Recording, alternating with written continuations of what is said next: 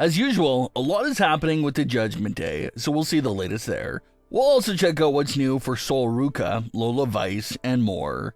Starting things off with everything related to the Judgment Day, this week's Raw featured a repeated segment for something we've seen from Dominik and the Judgment Day in years past. It was a few years back when Dominik tried introducing Santos to the Judgment Day, seeming like Dominik was trying to push for Santos to join the group. But the rest of the Judgment Day wasn't that welcoming to Santos, which back then did lead fans to wonder if Dominik would break free from the Judgment Day to form a faction with Santos and Andrade, but nothing ended up happening there. Well, now in current day, it looks like we're once again heading back into a very similar story.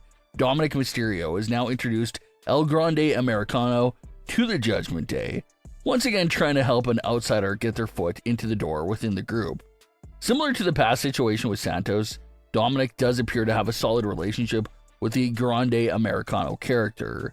Remember that it was originally Dominik Mysterio who hooked Chad Gable up with the Lucha Libre connections for him to learn the wrestling style and get that mask. That was all with Dominik's help. So Dominik played a big role in the creation of El Grande Americano.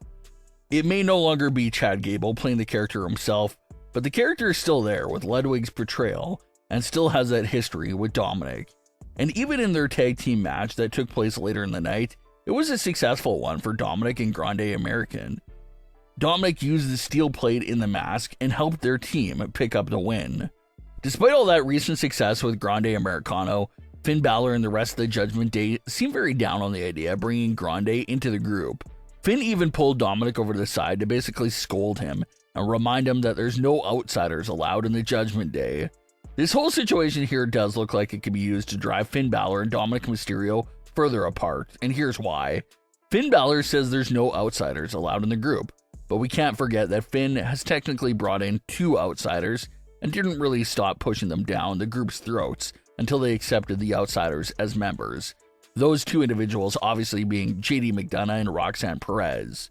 2 outsiders that were brought in by Finn Balor and eventually became members because of Finn's consistency there of always trying to push them to the group. With JD, that's Finn's guy, that's his longtime real-time friend. So he brought him in and gave him that spot within the group. With Roxanne, Finn did not have any type of history with her, but we know he brought her in only to serve his own agenda for when it came to ruining things with Dominik and Liv Morgan. The 2 outsiders that Finn brought into the group and got them full membership, basically because it fit his agenda, served his own purpose, and was convenient to him. But now with Dominik Mysterio, when he tries to do the same thing, tries to bring in Santos or El Grande, Dominik gets shut down by Finn and the group, and they treat him like he's a madman for trying to bring in outsiders, even though Finn has literally done the same exact thing on multiple occasions. You can even credit Finn for Liv Morgan's inclusion into the group as well. Finn was trying to push Rhea out the back door of the group, so he was pushing for Liv Morgan, an outsider at the time, to come in and take Rhea's spot. So technically 3 outsiders have been let in the group under Finn Balor, yet when Dominik tries making connections and affiliations for the group, he gets crushed immediately. So if the plan is still Finn Balor versus Dominik Mysterio, this situation right here seems like something that could continue to get them on that path. Maybe Dominik will eventually come to the realization that Finn Balor himself has led a lot of outsiders into the group, and maybe that starts a heated discussion there. Another thing that caught people's eyes this week was Raquel Rodriguez's choice of attire for the August 11th edition of Raw. For that entire episode, Raquel was wearing Dominik's Intercontinental title t-shirt. And yes, you can say that's just Raquel supporting a fellow Judgment Day member, but what makes this a big deal is that Raquel has been pretty down on Dominik Mysterio in recent months. Obviously, she cares about her best friends, Liv Morgan, so she's very cautious and keeping an eye on everything that Dominik and Roxanne are up to. Raquel is always looking at Dominik side-eyed, always being suspicious of him in recent memory. So for her to going fully against Dominik, to now wearing his shirt in support of him all night long, that definitely did feel like a drastic change for her character. Maybe she still doesn't trust him as just showing support. It's hard to tell, at least for the time being. A lot of fans have been critical of the entire Roxanne and Dominik storyline, since it's literally a copy and paste story from 2024 with the entire Rhea and Liv narrative. But this whole thing here of Raquel wearing Dominik's shirt does get you wondering about that big potential twist that they could throw into the story. Everyone is expecting Dominik and Roxanne to get together. Everyone is highly expecting that. But what if the real hidden couple here is Dominik and Raquel Rodriguez? And that's a big twist that's not as expected as Dominik and Roxanne. And a direction like that really sets up a big babyface narrative for Liv Morgan.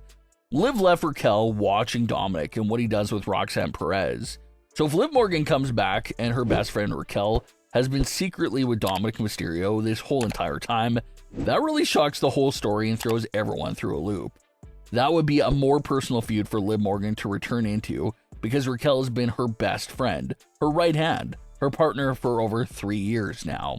They've been a team long before the Judgment Day days, and Liv was the reason Raquel even got a spot in the Judgment Day to begin with. So to suffer that level of betrayal from Raquel and Dominik, that would destroy Liv Morgan. Sure, you could also do Liv versus Roxanne, but it feels like Liv versus Raquel will definitely be deeper and more rich story there, considering Liv and Raquel's extremely long history with each other. So that's something very interesting to think about. They could go with the Roxanne and Perez route with Dominik, or go down the Raquel route, which will definitely be quite the shocker and throw everyone off. Maybe Raquel wearing Dominik's shirt was a subtle hint at that story direction, or maybe it was nothing, but we'll have to see what continues to go on there. Some major news is starting to circulate regarding some pretty big names from NXT. Sol, Ruca, and Zarya have made their main roster debuts during the SmackDown Before Evolution.